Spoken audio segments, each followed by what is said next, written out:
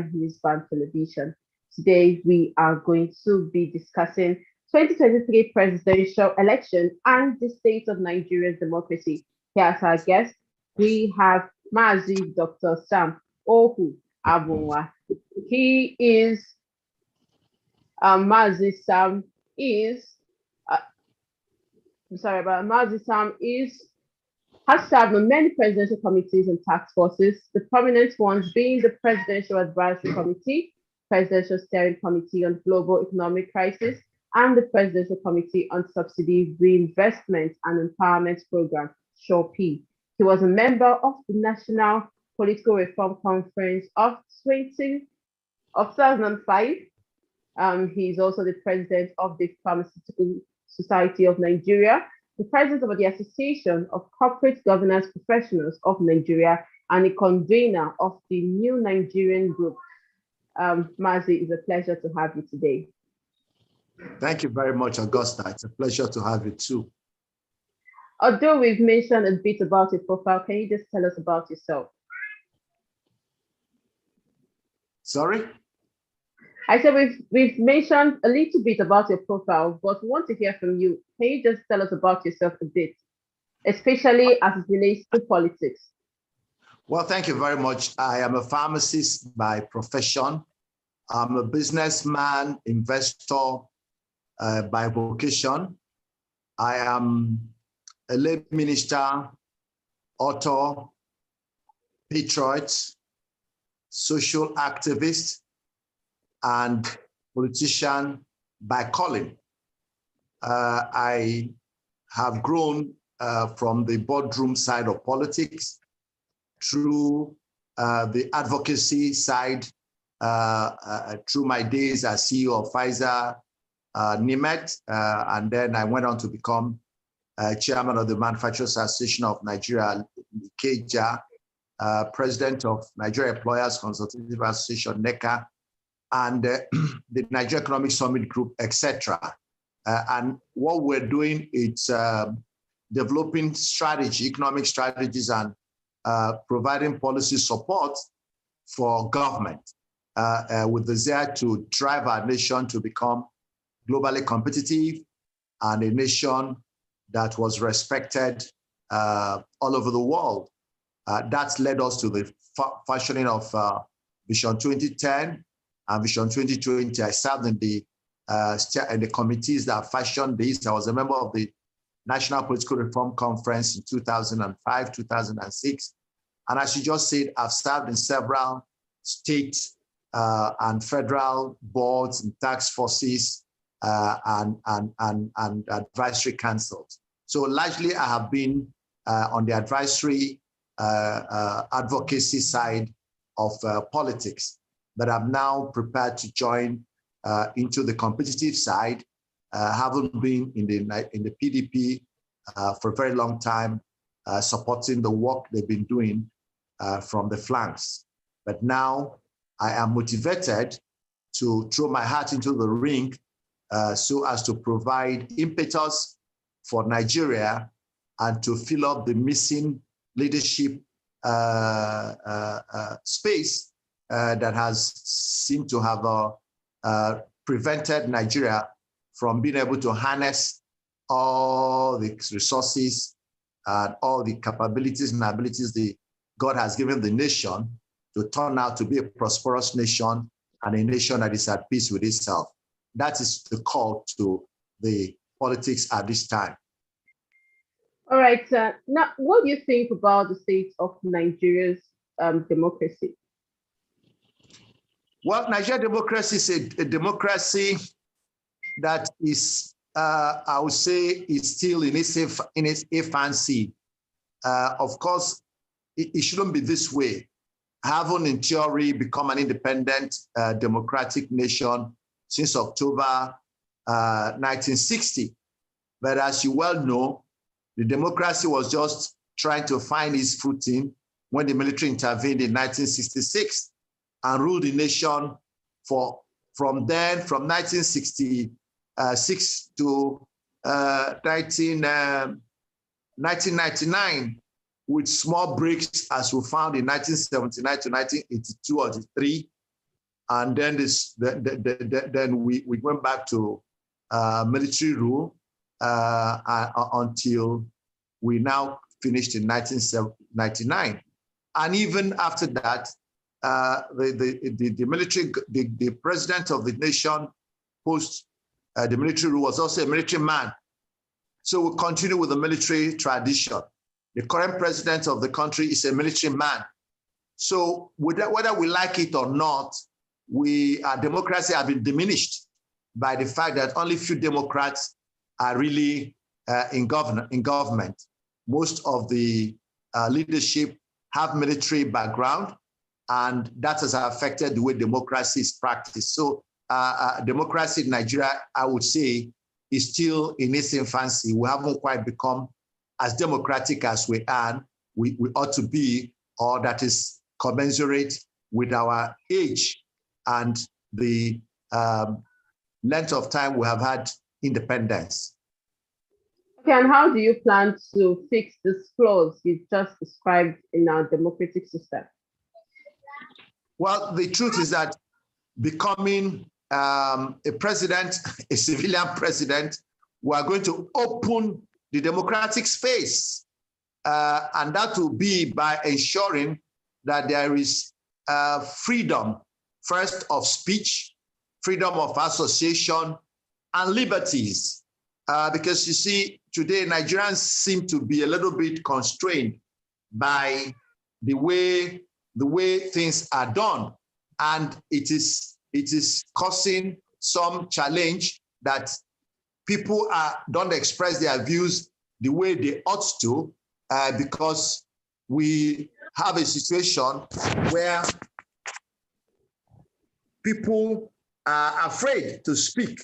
And secondly, the voice of the people is constrained and limited by the fact that when the people make their decision during elections, what you see may not be exactly what they have decided they would do. So what we're going to do is to open up democratic space, ensure there is enforcement of law and order, ensure that the systems work, the institutions work, so that if the institutions work, they will then be able to protect the country from strong men and men who manipulate governance activities to suit either personal or group interests. We'll be able to have an electoral system that is free and fair.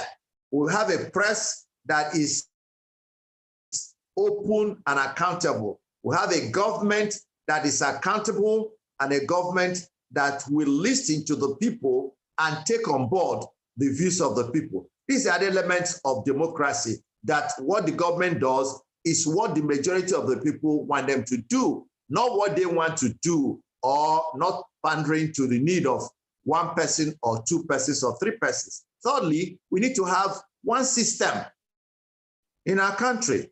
A country that have multiple systems will have difficulty in running. We should have a common vision, a common judicial system, a common electoral system, a common legislative system, and so that as a nation, we can key into pure democratic norms. That is what we're going to do, as different from what we are seeing today, where the press is not as free as they ought to. Free speech is a little bit hampered because people are threatened when they make free speeches, and people are maligned even by government agencies because people have disagreed with government. We're going to allow dissent. We're going to allow opposition to be heard, and we will rather engage and convince them as to the righteousness of our own side, rather than forcing it onto people or pushing it down their throats. These are the things that we think will open the democratic space, and above all, we will ensure free and fair elections. Thank you so much. So now one of the major topics in the political scene is the topic of rotational presidency. How do you think if this concept is adopted, it will affect our democracy? We believe that for a multi-ethnic nation, a multi-religious, multi-ethnic nation, where you have majority and minority, where we have over 320 different languages and dialects, and what some people call ethnic nationalities, you cannot just say you run a government where you do not care who is governing, whether the people from the same father or the same mother, from the same state, from the same village, keep governing. Even if they were the best, it's not going to promote unity, it's not going to promote inclusiveness.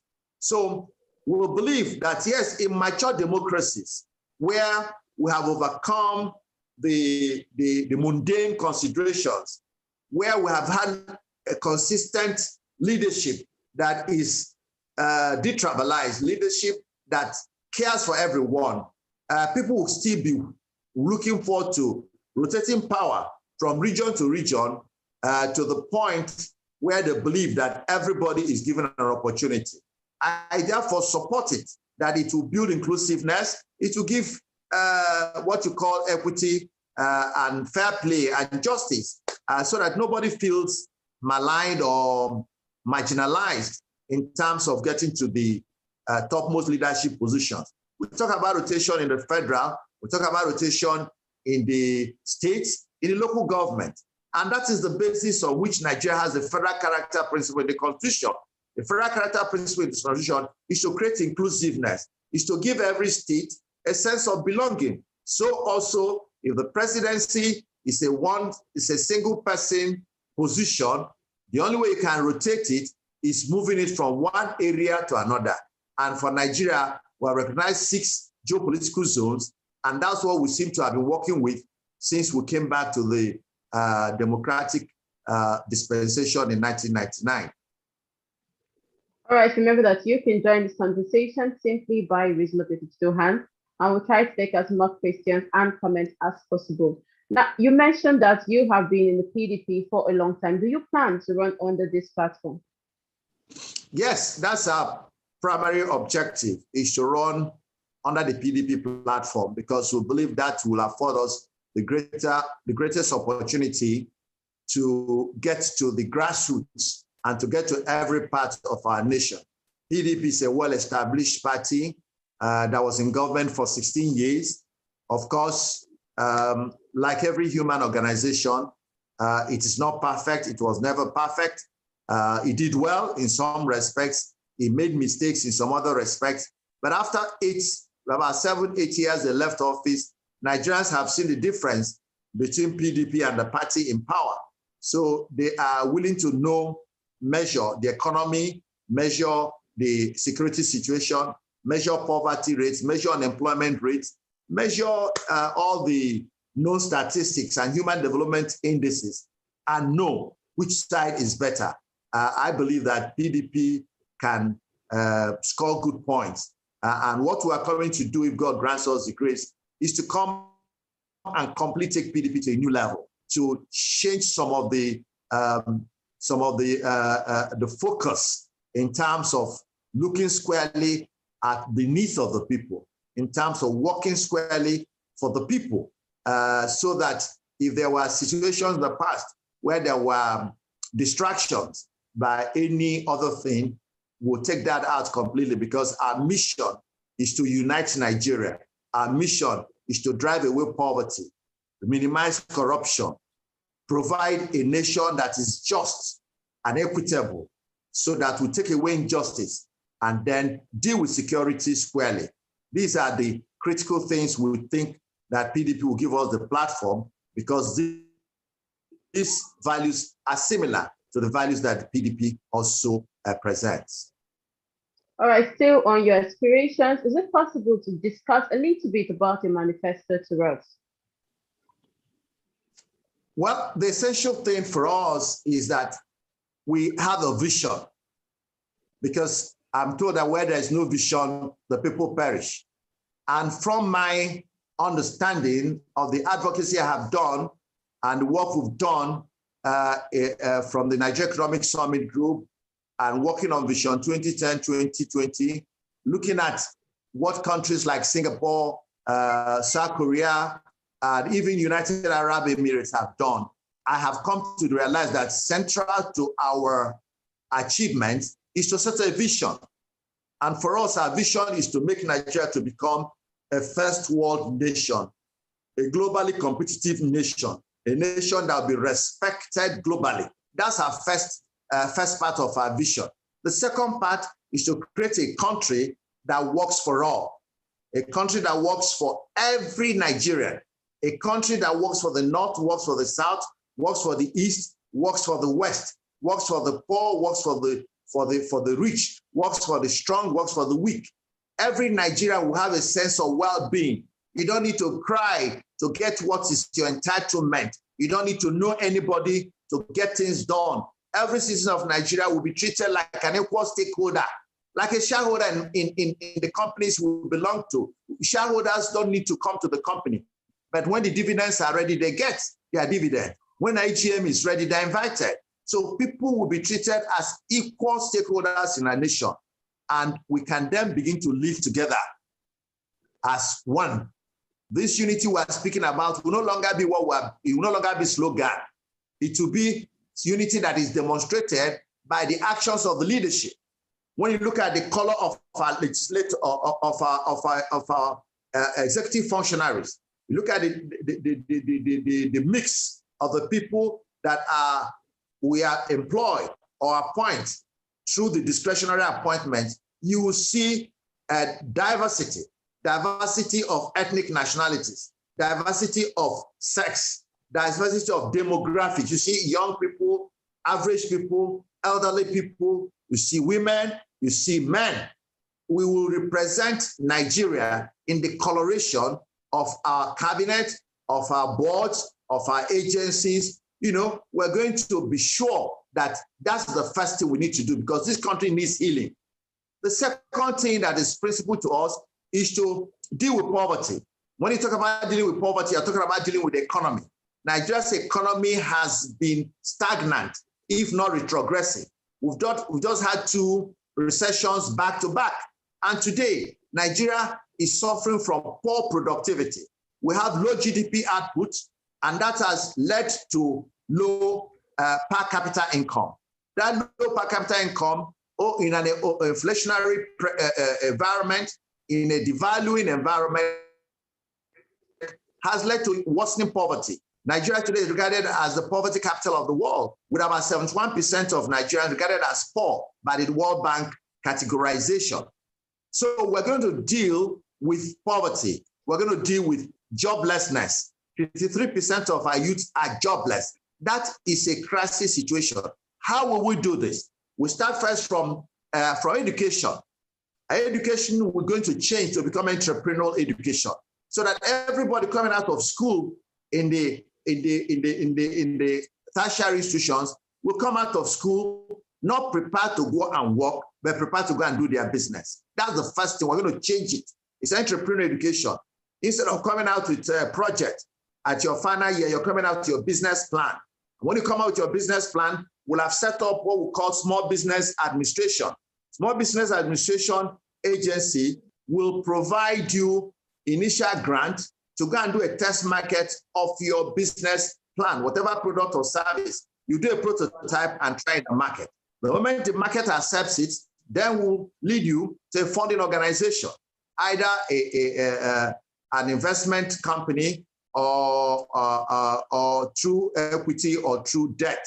There are going to be several investment opportunities, and you can then start your business. Of course, those who want to work can go and work for some other people. So that's the first place we're going to start attacking the economy. Secondly, is to turn Nigeria into an investment haven, because we know that it's investments that drive economy. If investment comes in, you develop local investment or foreign investment, those investments will create businesses or programs and projects.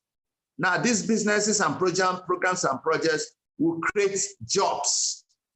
Jobs will create wealth, and wealth will drive away poverty. So our focus is going to be in investment, attracting investment to Nigeria.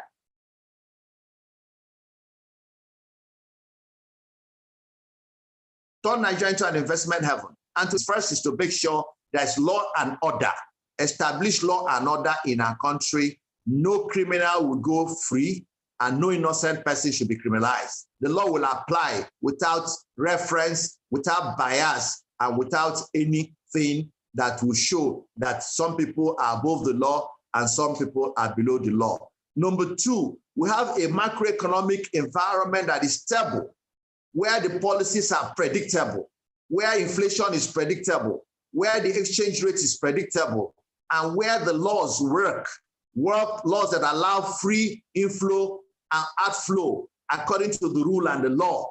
That will be the third, second thing. The third is to have what they call a bucket of incentives. We will incentivize investment so that Nigeria will become a preferred investment destination.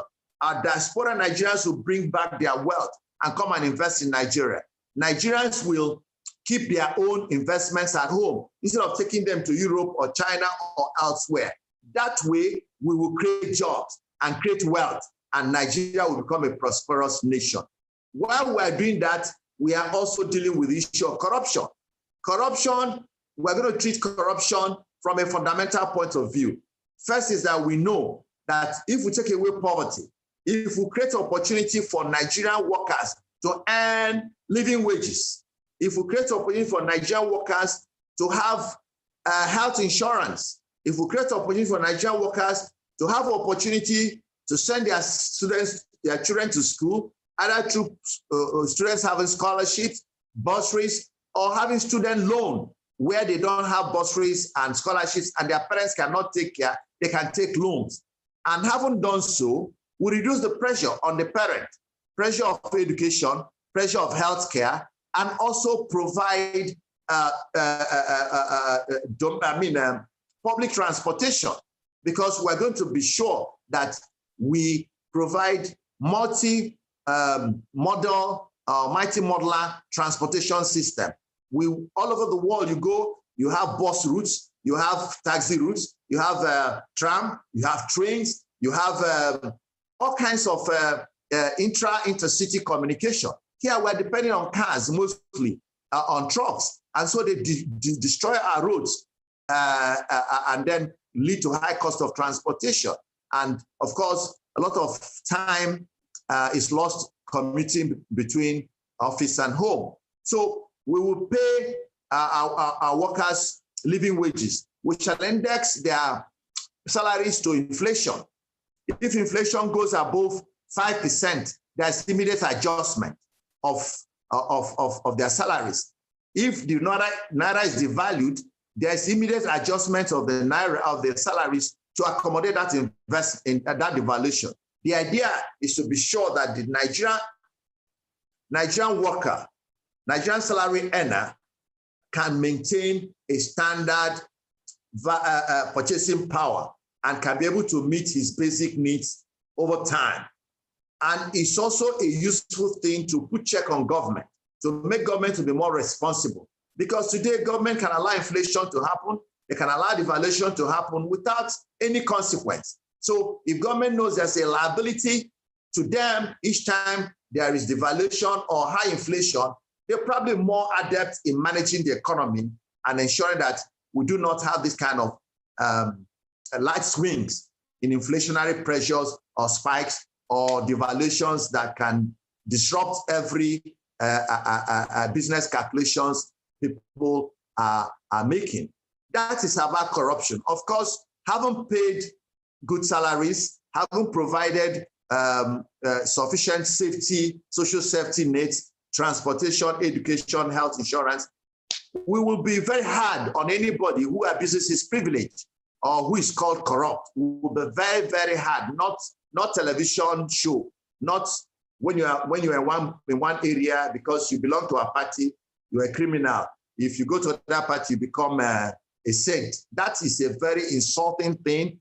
Is one of the most disheartening things I've had in Nigeria, that adult Nigerians can come and say, if you commit crime in one party, you are a criminal. If you come to a party, your sins are forgiven. And nobody rebukes such a person. These are people who hail in Nigeria and clap for. If I had my way, such speeches should be sanctioned if they are made by people you thought were holding serious offices. So that's how we will deal with injustice. Injustice is ensuring there's fairness, equity, and fair play. All Nigerians are treated equally. I've made reference to it. Every child born in Nigeria, in the northern Nigeria, in eastern Nigeria, in western Nigeria, in southern Nigeria, and middle belt, will have the same potential with any other child to reach their maximum.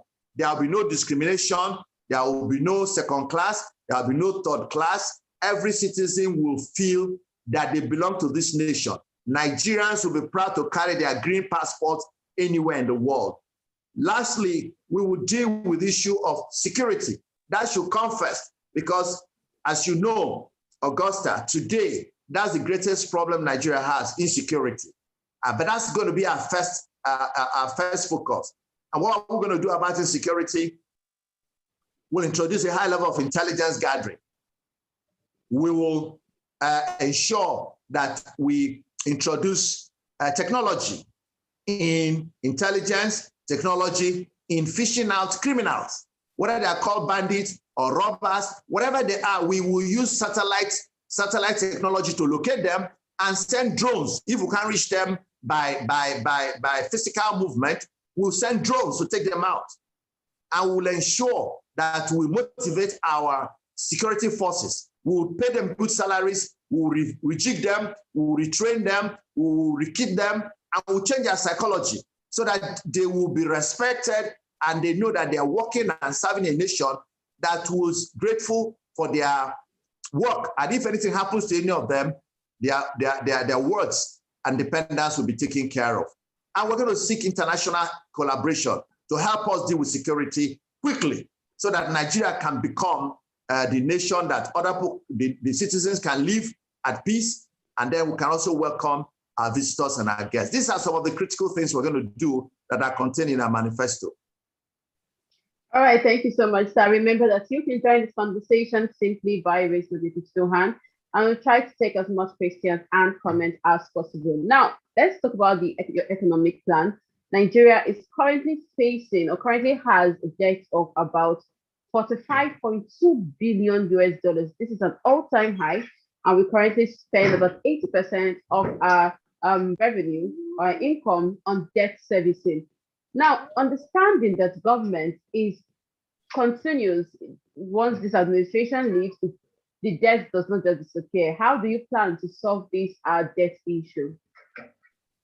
Well, primarily, when you owe people, what you need to do is to find income streams that can enable you pay. So what we're going to do first is to look at the debts that we have. We can renegotiate some of them. We can change their tenure and conditionalities. That is one. We can also then get into methods of paying, as I said, by increasing cash flow. You know, our central team is to ramp up productivity, to turn Nigeria into an industrial hub. You know, I didn't mention this, but we're going to be export driven. Nigeria is going to focus itself in export. That's the way we're going to end the foreign exchange. We're going to export agricultural, both raw and processed. We're going to export solid minerals. We're going to get people who know how to mine, truly mining companies, come into the country and reach an agreement with the federal, state, and community. Make the community an investor in an MOU, and then go ahead and mine and process and share the profits between the states, the federal, the local government, and the community. It's as simple as that. Nobody will disturb the order. And then we can import them, export them. We have solid minerals in all the states of our country, and they are there in commercial quantities. Instead of allowing artisanal farming or mining that is causing problem, where you're creating toughs and bandits trying to share the money, we will involve everybody as part owner of these mining operations and then do a normal mining that will yield income. we are going to do active commercial agriculture. We are going to turn Nigeria into an agricultural zone. Every part of Nigeria, because there is no part of Nigeria that does not have a particular crop or export crop, cash crop, food crop, that it cannot develop into large estates and make them into large plantations that can yield commercial outputs. And so we're going to have enough to eat, and we're going to export. We're going to process, we're going to export. We're going to export culture. We're going to export our dance. We're going to export our music. We're going to export our books. We're going to export our intellectual output. Government will partner with private people to make sure that everything we're producing in Nigeria can be exported, and we earn foreign exchange. Now, it's from this foreign exchange, we will begin make sure that our debt are met, because there will be no excuse not to meet those debt obligations for whatever reason. Like I said, those ones we can renegotiate them, but eventually we cannot repudiate our debt, because that will relate to our credit worthiness. And since we are going to become a first world nation, we must be credit worthy to attract the kind of investment we need to develop our country. So the answer is we're going to produce sources enough money to be able to pay back. All right, and then let's go back to our major topic, that's the state of democracy. Now, you've outlined a very beautiful plan and a very beautiful manifesto, if I must say. How do you plan to ensure or influence your political party to adopt you as the candidate come next year during the primaries? Well, everything is through education, enlightenment, and adoption. What we are trying to do right now is to share our vision, share our thoughts, our plans, and programs to our party members, from the top to the lowest. Luckily for us, and hopefully, every member of the party will be instrumental in selecting the candidate. So we believe that people are going to, party members all over the country are listening to us. We're trying to reach them on individual basis, on group basis, presenting our thoughts, our vision, our mission, our values, and our focus. And we believe that as long as we continue to do this, we'll be winning people who see our view, who understand that PDP has a chance to win the next election. But one critical thing that will make them win or lose will depend on who the candidate is. Nigerians are really no longer worried about parties. To be sincere to you, they are worried about individuals. And they are tired of some of these recycled, over-recycled people who have been given some opportunities elsewhere, and they didn't show stellar performances. So, so Nigerians are not impressed that if you were given a political position earlier on, and you cannot say what significant thing you did about with it, then you want to go to the top office, they're not willing to buy that story.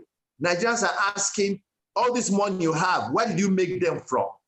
This money you used to run elections 100 times. Where is the money coming from? You run and lose, you run again. Where are you getting the money from? I'm sure Nigerians are asking questions, and PDP will be careful to be sure they don't get candidates who will embarrass them, because these questions are being asked. Nigerian youths are no longer interested in all these stories. They're asking questions. For those of us who are old, they're even asking, why are we in this game?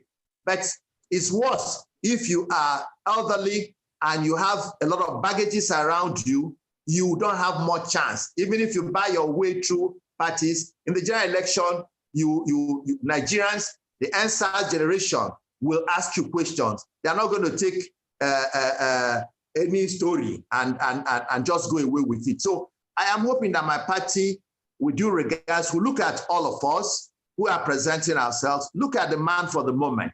That's a man for the moment. Nigeria's situation is wealth creation, is to deal with the economy. Which of us understands the economy? Who has been involved in founding companies, in running businesses, in generating business ideas, in motivating wealth accumulation and wealth creation? Who has been able to do this? who has led business organizations, who understand the principles of wealth creation, wealth generation, and wealth distribution.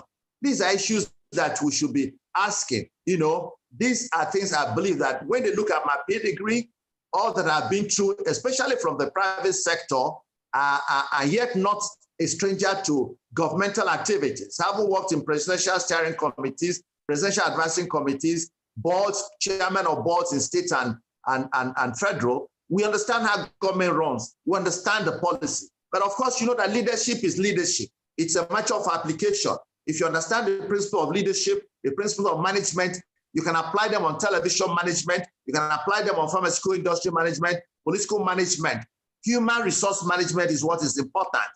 The people we are dealing with in politics are human beings. The people we are dealing with in other aspects of the economy are human beings. So I think that the experience we have heard and the fact that we come with a new, different perspective, what you might call a fresh perspective, that is not limited by the tunnel vision of some of what we've seen in leadership. We are coming with very broad perspective, having exposed internationally and also locally.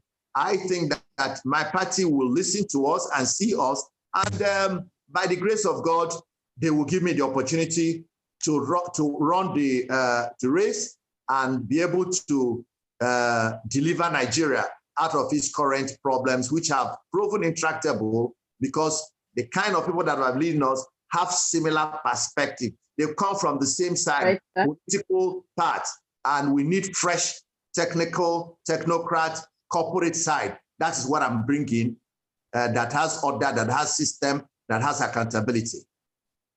Thank you so much. Now remember that you can join us on this program simply by raising your digital hand.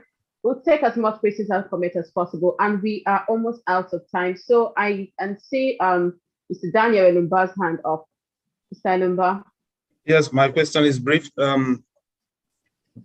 Doctor, thank you very much for the way you have clearly explained your agenda and what you intend to do if and when you become the president.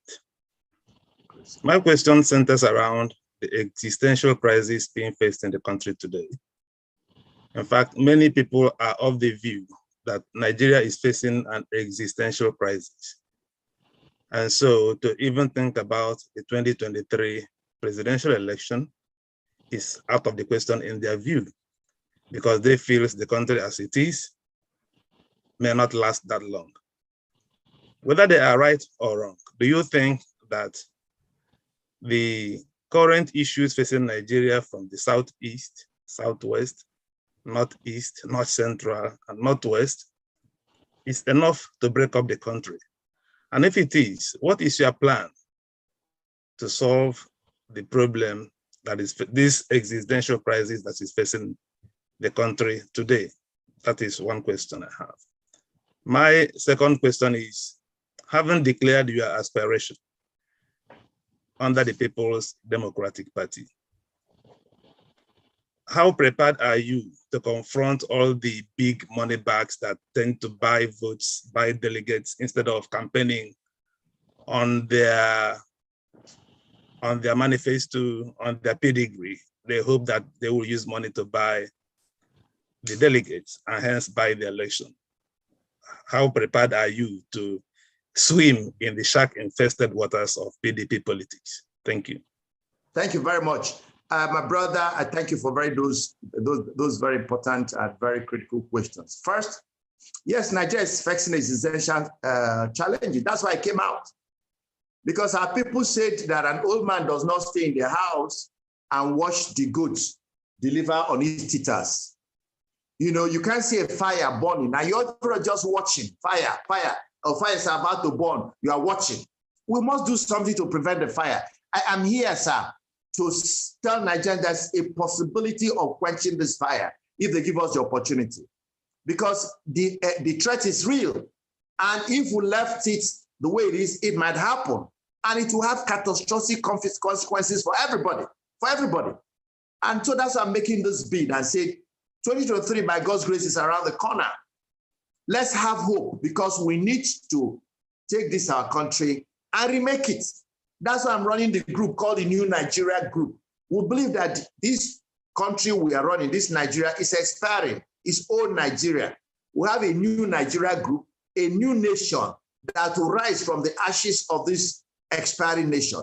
And this new nation, sir, will be a nation that every citizen, every ethnic nationality will be treated fairly.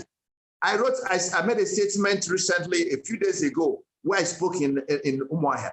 And I said, part of the major problem of our country was this country in in the independence or pre-independence, wrote a constitution to fit a diverse nation like ours, a multi-ethnic nation like ours. They wrote an MOU, which you call constitution, that will allow them live in a mutually satisfying, reinforcing way, beneficial manner, where each side respected each other, where the federating units had the powers and they donated power to a center to coordinate. Now, because of the intervention of the military, we have now reversed the situation where the center is now dictating to the states. The center is now donating power to the states. That's not the way a federation is done.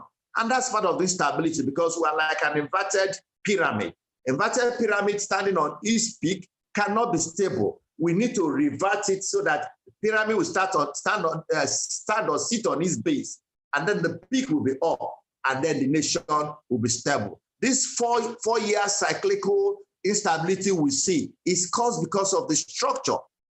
So if I become president, it's easy. What I'm going to do is to call the owners of the country, all the ethnic nationalities, and say, guys, this country is not working for all of us anymore. There is so much instability. We're killing ourselves. We're destroying ourselves. Why? How did we get here? And then we'll sit down and talk about how we got here. And then by dialogue, decide how to get out of this quagmire. How do we rejig? How do we restructure? How do we reconfigure? Some people don't like the word restructuring for whatever reason. So we use other words. How do we rejig? How do we reinvent? How do we reconstruct? Whatever name you are comfortable with. The system is not working. So we need to design a system that will work for everybody. It's not going to work to anybody's advantage. It has to be mutually agreed. The same way our people agreed to have this constitution in 1959 or in 1960. It's the same way. The constitutions we have run since they were done by military people, and they claim it was done by Nigerians. But we can't, because of that, say we're not going to have an election. Let's have the election and enthrone somebody who is willing to work to reorganize things in a way that the federating units will be given freedom to operate and compete the same way they were competing in the 60s. And Western Nigeria was growing, Eastern Nigeria was growing, Northern Nigeria was growing, Midwest was growing. There was competition and everybody was happy. There was freedom, there was safety, there was security, there was education, colleges, university colleges, state colleges, federal, states. There were things going on, competition that has been constricted by this over-centralization of everybody going hands about to hands in toe to Abuja every month, leaving our resources untapped, leaving our local and state, keep waiting for oil that is diminishing, oil that is losing value, oil that is becoming, that has no future. And we have products and services, even intellectual. This is 21st century. This is knowledge age, and Nigerians have intellectual capacity. God so blessed us that we have intellect, we have brown and blonde. So we are strong people. Nigeria used to produce heavyweight champions, boxers, and yet we also produce the Chino Achebes, the Super Lequences, and the Wole Soyinkas, which we are smart people. And today we have the Emma Gwalis and all the great Nigerians all over the world. Let us set ourselves free, remove what is keep holding us down so that we can rise and float and prosper. That's what I'm going to do when I become president by the grace of God. The question of PDP, principalities and powers. My take is that every civilization has the day that civilization falls. Every wickedness has a date, it ends. Every medicine has an expiry date. Every fashion also gets when it goes out of fashion. I am believing that money policies of Nigeria is diminishing. We saw something that happened in Anambra State election recently. Some women were giving money. They rejected the money. Could you believe that? In Nigeria, the other time some youths got together for about 3 weeks. They were on the road campaigning, answers. Nobody gave, somebody tried to give them money. They threw the money away. Responsible youths, organizing, dancing, clearing the ground, treating people. I've never seen such an organization among our young people. That shows the potential that Nigeria is changing. We are not seeing that change, but I can see it, I can feel it. And finally, sir, when God says the time has come for something to happen, it will happen, irrespective of anybody. There used to be a Goliath who thought nobody was unassailable. God sent a David, and a David shamed a Goliath. David had never been to war. He doesn't have instruments of warfare, but God had trained him while he was in the bush to deal with the Goliath. This may be what will happen. Okay, I can see the tango hand. Oda, can you hear me? Kindly unmute yourself. I've asked you to unmute. Kindly unmute yourself. Okay, I mute already. All right. Good day, everybody. But I have a question for Dr. Ohuabunwa. That what magic will he do if he become president with this present constitution? Will he bring down the constitution before being the president or after being the president? Because I know the structure will not allow him. What magic will he do? All he said is right, to weaken the central, because the concentrated power in central is most of the problem Nigeria is having. Everybody knows that. The power is concentrated in central. Federal might, federal might, federal might. So going back to regional or state or whatever they give it, will it be possible for him when he became the president? That's really my question. Thank you. All right, thank you. First and foremost, I'm not recommending going back to regional. I'm not recommending going back to anything. I'm only saying that the people of Nigeria would decide what structure will help them run. I gave an example of what was happening before the constitution was changed. So if the people of Nigeria, the people, real people, not military, not 5 or 10 people sitting down together and saying we the people of Nigeria when they never sat together, let the people of Nigeria sit down and agree. If they want to go back to the regions, fine. If they want to go to the zone, fine. If they want to stay on the states, wonderful. If they want to go to Republican convention or they want to go to a parliamentary, or let it be their decision. That's what I'm saying. Secondly, the question of will I change the constitution? I'm not going to change the constitution before I become president. But remember, is this constitution that brought Obasanjo? Is the constitution that brought Yaradua? Is the constitution that brought Jonathan? Is the constitution that brought Buhari? So why would they not bring me? It's the same constitution.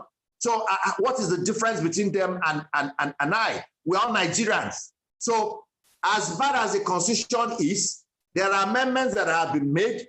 Right now, the president is about to sign electoral amendments, which are part of constitutional amendments. So some parts of the constitution have been amended. And I believe that this constitution will allow me and any other person God has decided on to emerge.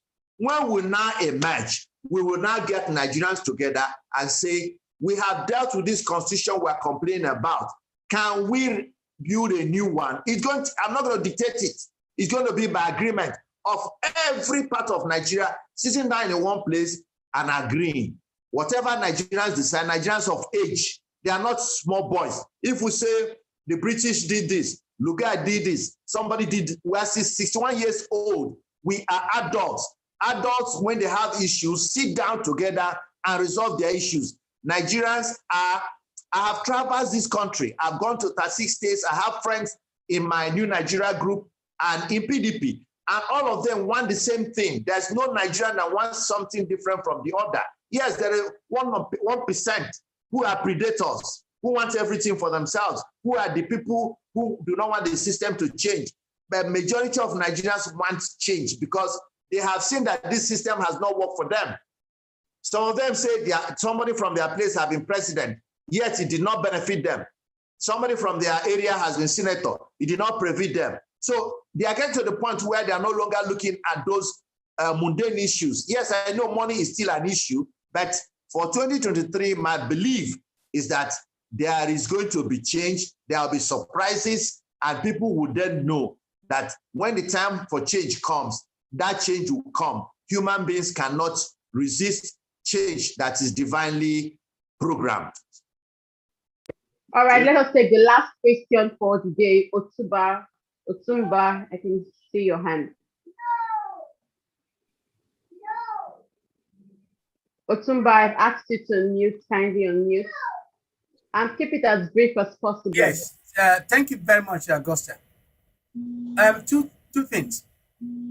Dr. Sam, even though I did not hear the full lecture or presentation you have given to us here today, but I want to talk from experience. The chances of you, if you become the president, the chances of you failing and generating the same situation is about 95%. You're not going to be different. And I'll tell you why. If you say and I'm really shocked to hear from you that you said this contracted constitution as we speak. And because that is the same constitution that was used to swear all the former president on. And you're looking forward to be sworn on that constitution. Have you ever asked yourself and say, well, if all the last 4, 5, 6 presidents have failed, they've not done anything, rubbish. So what difference how are you going to make a difference as long as this contracted constitution that is so one-sided? But the most important part of my second observation is this: you have not looked at the major causes of our Nigerian problems, which is the kind of mindset. I don't know what provision are you going to make to get most Nigerians to the laboratory to recalibrate, to reset their heads, their mindset. Otherwise, we are going to fail. Because the overwhelming Nigerians are so, their thinking, their mindset are so warped. And as long as you want to be present because the way it is, you are only going to be present for few. Thank you. Yeah, thank you. Well, you first took a caveat. I'm sorry, sir. Just before I let you answer that, let us take the last question, and then you can answer both of them together. Mazi Okoye, I've asked you to unmute. Yeah, thank you, Augusta.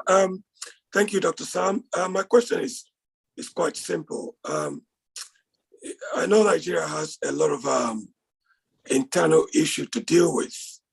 However, I'm of the opinion that there's a lot of pressure coming from abroad with regards to how African leaders handle their politics. Are you going to be, what is your foreign policy going to be? Are you going to be that sort of leader that will be, the yes man and taking lots of loans from all these Western states? Or are you going to be a leader that, stands for what Africans want and where we want to take Africa or take Nigeria to? What kind of leader are you going to be? Thank you. Thank you very much. Can I go now, answer? Yes, please, go ahead. Thank you. The guy that spoke earlier on said he didn't hear all I said, so I can excuse some of the comments he's made. What I said is that I'm going to ride on the Constitution to become president. And the moment I become president, we'll work to change the Constitution to work to create that Constitution that will work for us. That's what I dwelt time speaking about. So I'm saying The question was, will this constitution deliver me? I said, it's the same constitution that delivered others to become president. Now, if they failed or succeeded, that's another matter. I am not, when I become president, I'm going to work for a rejigging, a restructuring, a revamping, whatever name you use, to change the system. The system is not working. So if we don't change the system, then probably I will not be as successful as I would want to. So I know that the constitution and their current arrangements are hamstringing the kind of performance we are looking at, the kind of freedom, the kind of setting Nigerian entrepreneurs, Nigerian states, government and non-governmental to flow, to fly, to be able to optimize the opportunities in the environment will not happen with the over-centralization that we have. So that's what I say.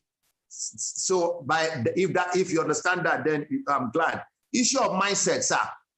You see, the Nigerian mindset is not, it will be the mindset of any group that has suffered what Nigerian citizens have suffered.